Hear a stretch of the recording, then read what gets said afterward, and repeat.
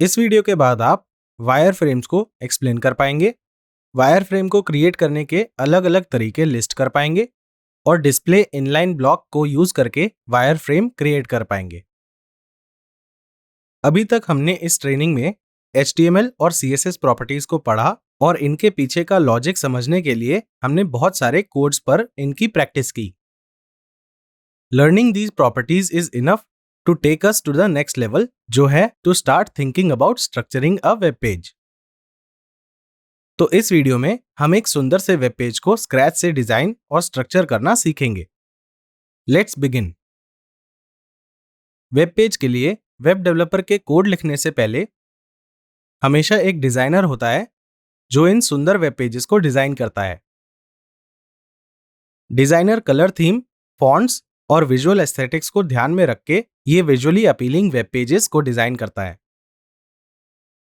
और ये डिजाइन्स फिर वेब डेवलपर को भेजे जाते हैं जो डिजाइन को ध्यान में रखते हैं और एग्जैक्ट चीज को कोड करते हैं। लेट्स से कि डिजाइनर ने ये सुंदर सा वेब पेज डिजाइन किया है जो उस प्रोजेक्ट वेबसाइट का वेब पेज है जिसे हम इस ट्रेनिंग में क्रिएट करेंगे। तो एज अ वेब डेवलपर हमारा रोल है कि हम HTML और CSS को यूज करके इस डिजाइन को वेब पेज में कन्वर्ट करें।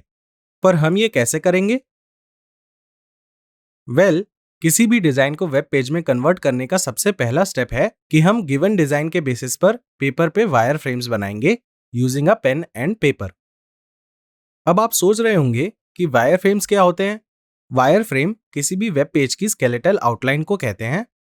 इसमें हॉरिजॉन्टल और वर्टिकल लाइंस बॉक्सेस बनाती हैं जिन्हें हम कंटेनर्स कहते हैं, जिनमें फर्दर वेब पेज के डिफरेंट एलिमेंट्स होते हैं। फॉर इंस्टेंस, हमें इन वायर फ्रेम्स को काफी डिटेल में बनाना चाहिए और आइडली एक बॉक्स में सिर्फ एक ही एलिमेंट होना चाहिए। इसे समझने के लिए चलिए हम एक अलग वायर फ्रेम को कंसीडर करते हैं जो हमने पेपर पर ड्रॉ किया है। हम देख सकते हैं कि इस वायर फ्रेम में बहुत सारे कंटेनर्स हैं। Next step is to create a web page जिसमें सिर्फ वो लाइंस होंगी जो कंटेनर्स को रिप्रेजेंट करेंगी। इसके बाद हम हर एलिमेंट को एक एक करके इन कंटेनर्स में डालेंगे और जब सारे एलिमेंट्स अपनी जगह पर होंगे तब हम ये लाइंस रिमूव कर देंगे।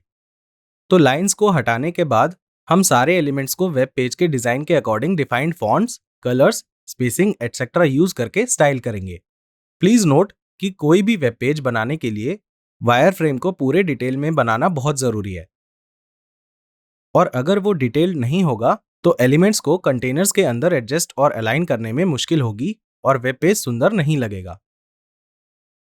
Now let's look at the different ways जिनका यूज करके हम वायर फ्रेम्स क्रिएट कर सकते हैं।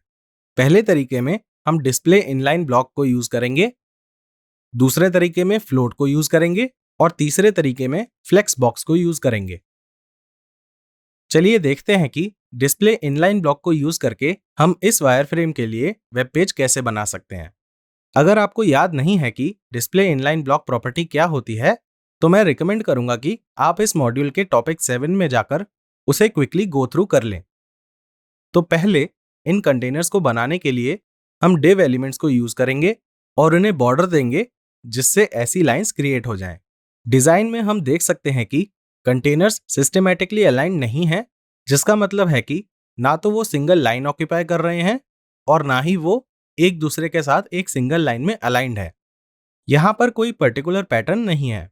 इस इमेज को देखकर जनरली दो क्वेश्चंस अराइज होते हैं। पहला, क्या इसका कोई पर्टिकुलर पैटर्न है? और दूसरा, हम एलिमेंट्स को किसी पर्टिकुलर वे में कैसे अलाइन करते हैं?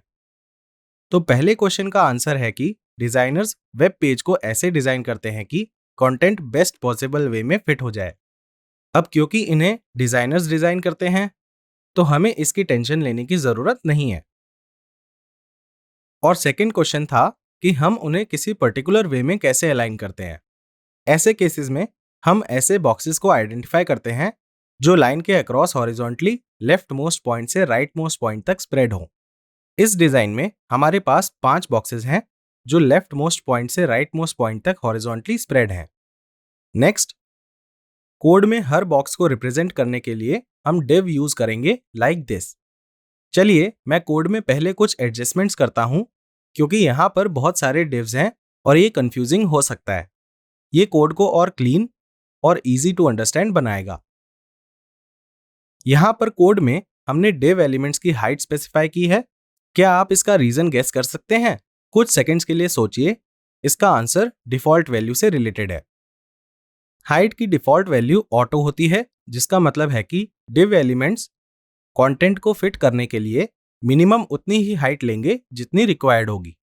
अब क्योंकि div एलिमेंट्स में कोई कंटेंट नहीं है, तो वो कोलैप्स होकर 0 हो जाएंगे। इसीलिए हमने div एलिमेंट्स की हाइट स्पेसिफाई की है। अगर हम आउटपुट देखें तो हम वो 5 बॉक्सेस देख सकते हैं जो हमने div एलिमेंट्स यूज करके बनाए हैं। आप देख सकते हैं कि div एलिमेंट्स पूरी रोज ले रहे हैं। क्या आप div एलिमेंट के केस में responsible property value pair guess कर सकते हैं?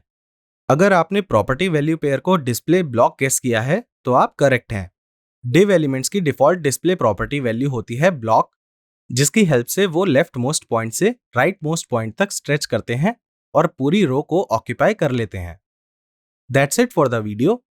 We will continue creating the web page in the next video. See you then.